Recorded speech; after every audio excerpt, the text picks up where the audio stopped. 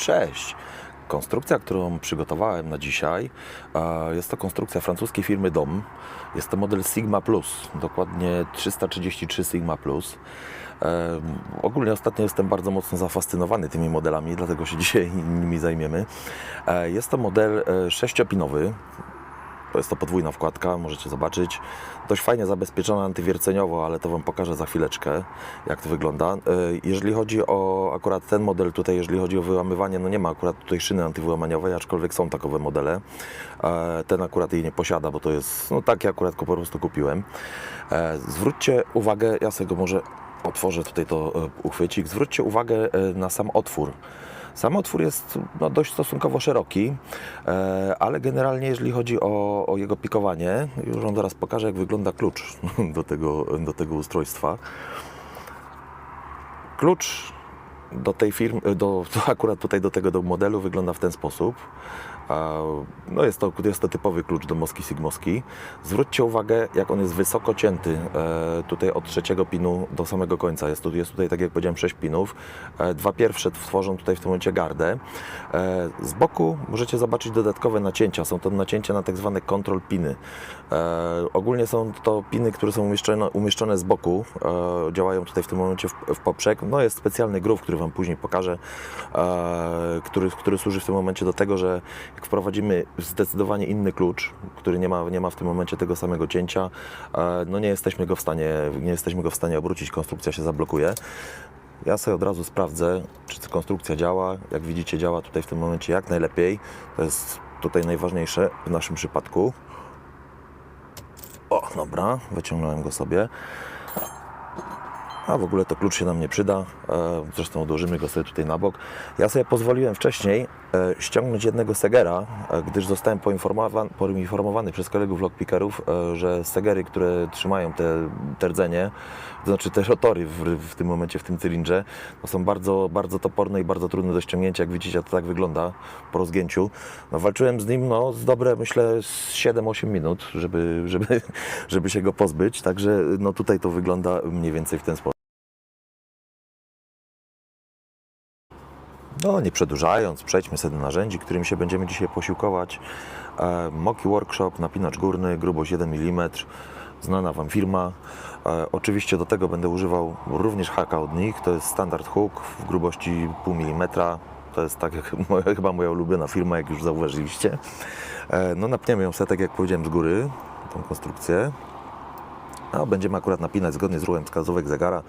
Napięcie, tak powiedziałbym, pomiędzy średnim a mocnym. Pierwszy pin nic, drugi nic, trzeci delikatne kliknięcie, czwarty zdecydowanie binduje, jest ładne kliknięcie, piąty również binduje, zdecydowanie ładne kliknięcie, szósty teraz też czuć.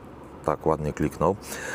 To niestety z racji tego i precyzji i no niestety bardzo dobrze dla tej konstrukcji oczywiście, precyzji i wykonania pinów i zdecydowanie dobrych tolerancji, jeżeli chodzi o komory, no musimy powtarzać ten proces, ponieważ te piny opadają w specyficzny sposób, symultanicznie i musimy podnosić te same piny, ale to akurat, jak zobaczycie za chwileczkę, jest bardzo pożądanym efektem. Czwórka teraz binduje. Zdecydowanie ładny klik. Piątka nic.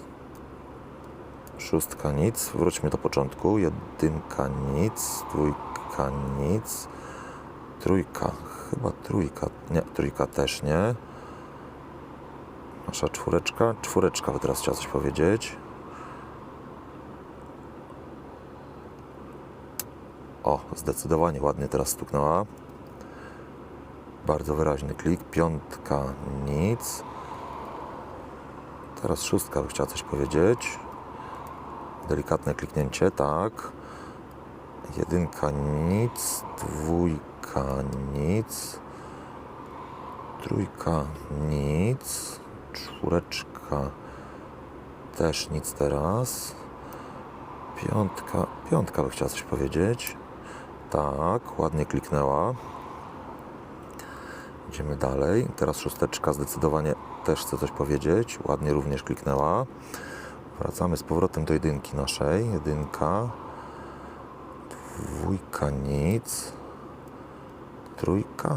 Delikatne, bardzo nieśmiałe kliknięcie. Czwórka. Zdecydowanie ładne. Piątka.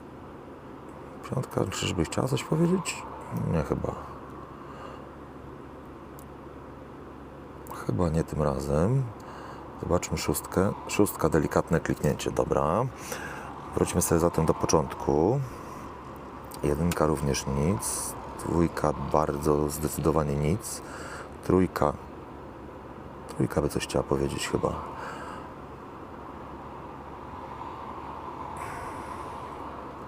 Chociaż nie. Trójka nie. Czwórka. Zdecydowanie nie. Piątka. Też nic. Teraz szósteczka by chciała pogadać.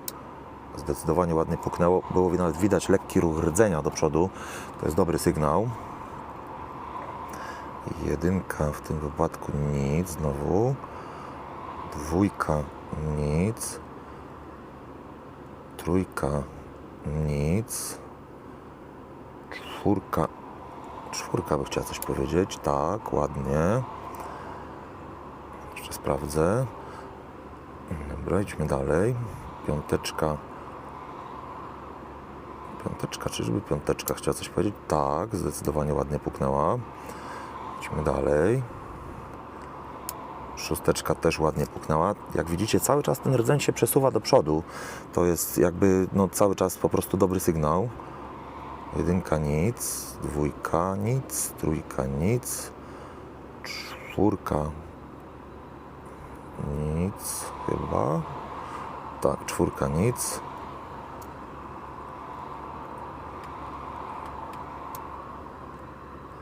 Piąteczka nic.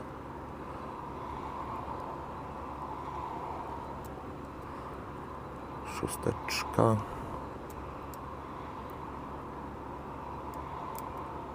Też nic. Jeszcze raz coś musiałem minąć. Ktoś nas tu jeszcze trzyma. A teraz jedynka chyba bajduje. Jeśli dobrze widzę. Zdecydowanie ładnie kliknęła 2 razy. Dwójka nic. Trójka nic. Czwórka, delikatny klik i ruch rdzenia. Jeszcze sprawdzę. Oj, trochę się tutaj zaklinowałem. Piąteczka, zdecydowanie ładny klik i ruch rdzenia. Szósteczka też. Jeszcze raz wróćmy do początku. Nasza jedynka nic. Nasza dwójka tym razem chyba by coś chciała powiedzieć. Nie, dwójka też nic. Trójka, czwórka.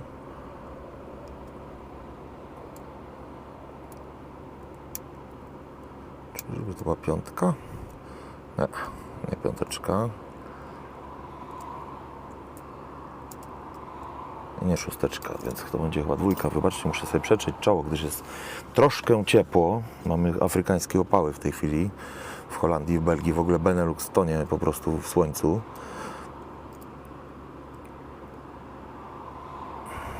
Jedynka nic.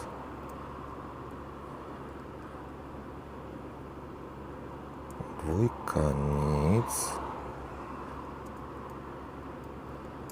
Nasza trójka też nic. Czwóreczka nic. O! Nie wiem, czy widzieliście dotknięcie czwóreczki. Wpadliśmy w taki dość głęboki falsecik.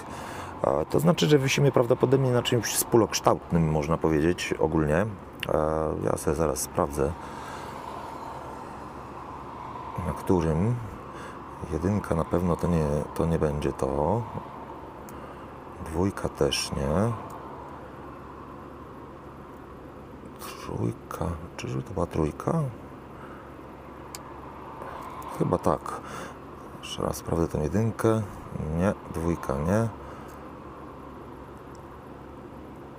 Zdecydowanie trójka ciągnie. Mamy kontrrotację.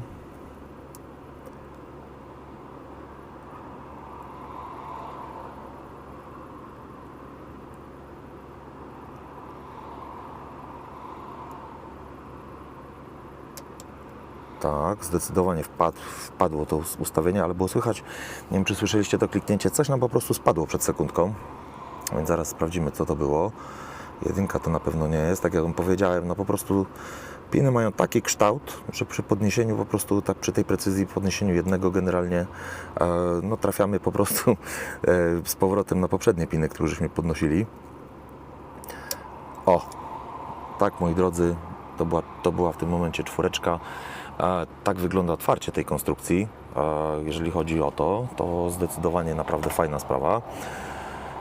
No bardzo fajna walka, jeżeli chodzi o w tym momencie o zabawę ogólnie, można powiedzieć, lockpickerską. Ja sobie pozwolę skorzystać z kopytka. Dzisiaj skorzystamy z innego kopytka, z kopytka firmy Peterson, albo Peterson, jak niektórzy na to mówią. Zaraz zobaczymy. Ja sobie tutaj pozwolę opłukać tam w tym momencie tą wkładkę, bo prawdopodobnie generalnie zawiśliśmy na którymś, tak jak myślałem, na którymś z kontrol pinów. Jak widzieliście, byliśmy zablokowani przez moment. Ale no nie jest nic, że tak powiem, strasznego w tym wypadku, na tyle strasznego, żeby mieć z tym kłopot. Obróćmy sobie to jeszcze kawałeczek. O, fajnie, sobie wskoczymy tym kopytkiem. Dobra. O, nie trafiłem akurat, jeszcze raz muszę tą powtóreczkę zrobić. O, dobra. Dobrze.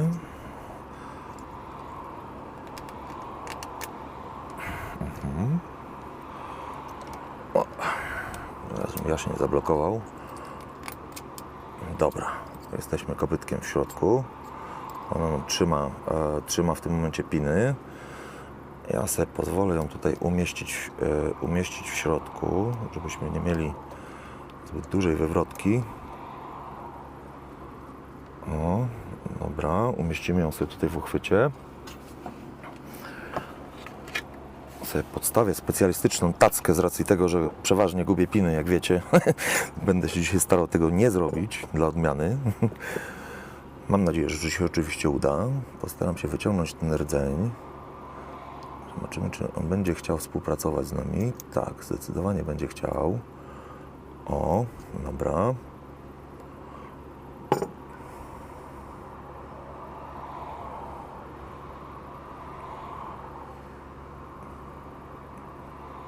Super, udało się.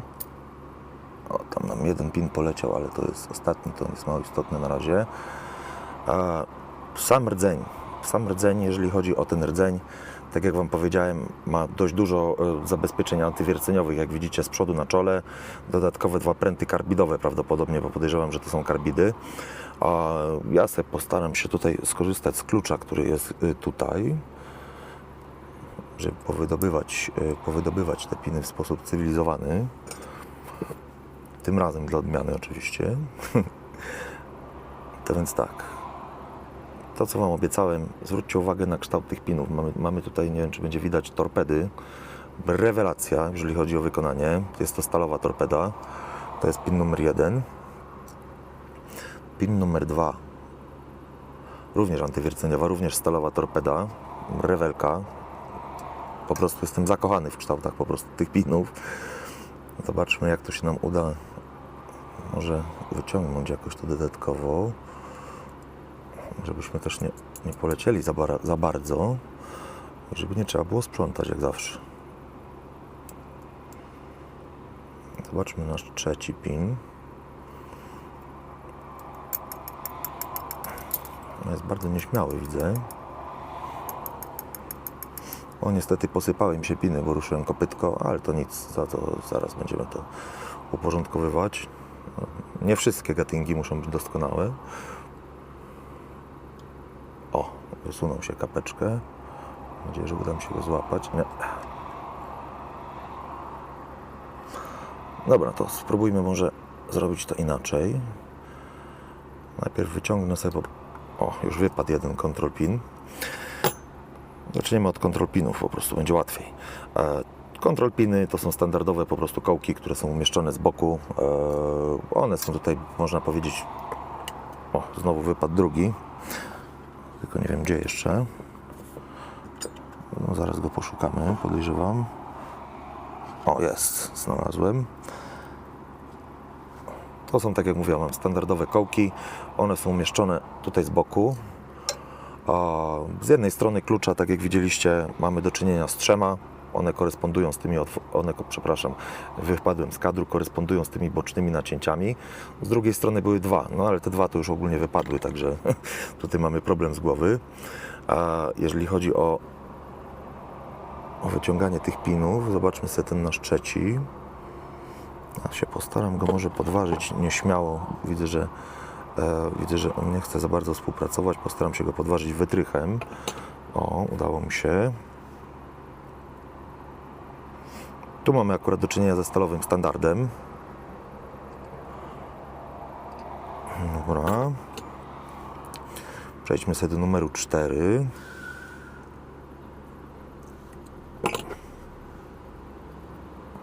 Tutaj jest również stalowy standard, antywierceniowy. Oczywiście zaraz zobaczycie to wszystko w zbliżeniu i oczywiście na fotografii, żeby można było się łatwiej temu przyjrzeć wszystkiemu.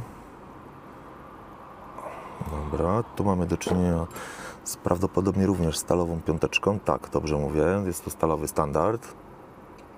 Rewelka, że te piny wszystkie są stalowe, to jest, no w mojej ocenie to jest naprawdę duży plus. I 6, zobaczmy naszą 6. 6 jest również torpedą. Tutaj no naprawdę cudowna konstrukcja. Ja sobie tutaj obrócę jeszcze na bok. Zobaczymy, czy uda mi się wyciągnąć te control piny. Mam nadzieję, że się uda oczywiście. O, nie chcę za bardzo współpracować, ale zobaczmy. Być może będę potrzebował bardziej płaskiego haczyka. No postaram się to... O, dobra, wypadł. Mam kolejny kołeczek. Ja sobie tutaj pozwolę odłożyć do całej kolekcji. Jeszcze nam zostały 2. Mam nadzieję, że uda się jeden wypadł, a drugi się trzyma bardzo uparcie w środku. Dobra, to ten jeden sobie odłożymy.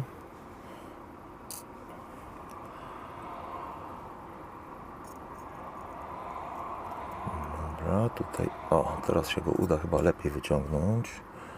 Mam nadzieję, że go złapię. Tak, uda się. I to jest ostatni nasz control pin. Jeżeli chodzi o sam rdzeń. Sam rdzeń, tak jak Wam powiedziałem, zdecydowanie jest podcięty. Tutaj akurat, przepraszam, to jest akurat nie to. Zdecydowanie jest tutaj w tym momencie delikatnie podcięty, co powoduje w tym momencie, że no reaguje zdecydowanie z driver pinami, ale to Wam zaraz też pokażę. To rdzeń sobie odłóżmy na razie, bo on się nie przyda. Tu niestety się piny posypały, ale zaraz to sobie ogarniemy. Pierwszy driver pin, stalowy spuls. Zdecydowanie fajna rzecz. No to kopytko to już możemy wyciągnąć właściwie, bo ono się też nie przyda. A zresztą sprężynki wyciągniemy na końcu. Kolejny pin, to był na pewno 3. pin, bo żeśmy go podnosili, jest to spuls. To jestem tego głęboko przekonany. A tutaj te piny, o których Wam wcześniej mówiłem, zwróćcie uwagę, to są tak zwane barrelsy, z taką lekką wargą, w tym momencie bardzo podobne, chyba może nawet bym powiedział do T-pinów, można powiedzieć. I tak jak Wam powiedziałem, w związku z tymi podcięciami, które są tutaj, one opadając, haczą po prostu tą wargą tutaj może będzie lepiej widać, haczą wargą o ten overmilling, czy tam undercut. Nie, to jest overmilling delikatny. One po prostu o to haczą i wieszają się jeden po drugim w tym momencie podczas pikowania. To jest tutaj w tym momencie tak dość specjalnie zrobione przez producenta i uważam, że to jest jeden z lepszych patentów, tu mamy kolejną beczułkę, lepszych patentów, jeżeli chodzi o konstrukcję w tym momencie zamków.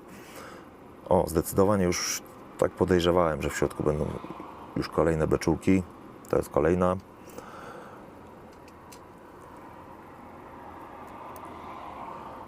I tutaj zdecydowanie ostatnia. Wszystkie wyglądają tak samo. A teraz sobie powyciągamy powoli sprężyny. Sprężyna numer 1. O, to już chyba spadła nawet, ale już ją też podnoszę. Ładna, gruba, stalowa sprężyna. Zdecydowanie można powiedzieć, że fajna sprawa. Muszę się jednak posiłkować tutaj ostrzejszym narzędziem troszeczkę.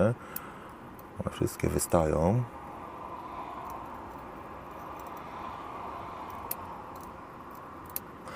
No, chyba będzie łatwiej wysypać po prostu. Tak. Do rdzenia do samego housingu sobie wrócimy za chwileczkę. A sobie te sprężynki tylko poukładam. One są wszystkie takie same, można powiedzieć, także tutaj nie ma żadnych udziwnień. Wszystkie są stalowe, bardzo mocne, z tego co widzę. O, tutaj się coś tu poszczepiało delikatnie. Dobra. 4., 5. i 6.